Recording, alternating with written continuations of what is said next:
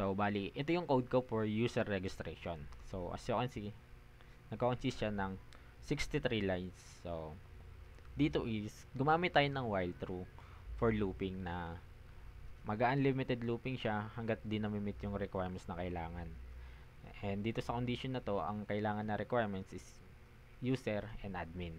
Then, gumamit din tayo ng lower for case sensitives, no? So, kahit gumamit sila ng uppercase is magpo-proceed pa din. And dito naman sa special is define natin yung special characters.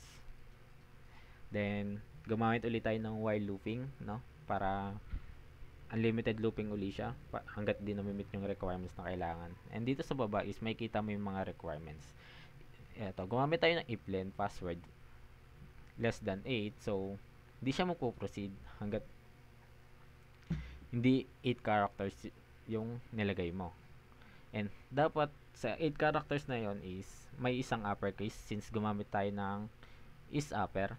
So, at least 1 character dapat na naka-uppercase. Also is gumamit din tayo ng is lower for 1 minimum na lowercase sa 8 characters na password na ilalagay mo. Then, isang number din dapat kasi gumamit tayo ng is digit.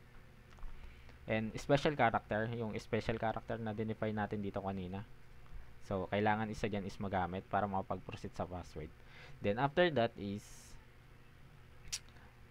for retype password. So, gumamit tayo uli ng if for condition na dapat yung retype password is same ng password na nilagay dito. Dapat match sila para makapag-proceed. Then, after that is magpiprint tong user details, no? Yung nilagay mong details na full name, username, and user type. So, check natin yung system kung tama ba. So, as you can see, input tayo ng full name. Then, username. So, ito na nga yung sinasabi ko kanina na maglo-loop siya hanggat di na-meet yung requirements na user or admin. So, try natin kung tama ba. As you can see, may invalid na lumabas. Please enter user or admin. So, try natin yung number. Ganun din. So, maglo-loop at maglo-loop lang siya hanggat di na-meet.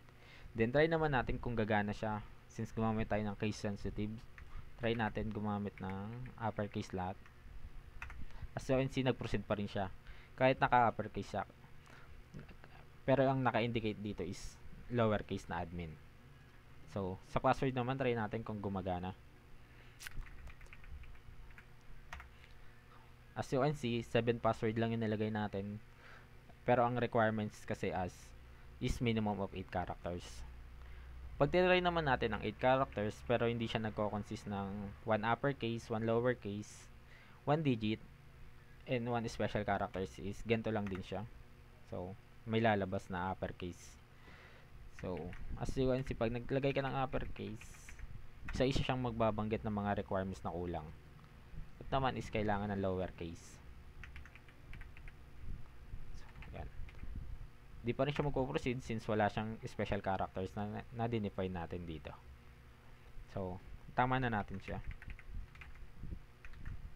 As you can see, nag-proceed siya sa retype password for confirmation. So, pag binali mo to, ganyan, di siya magmamatch. So, mag-enter ka uli ng panibagong password.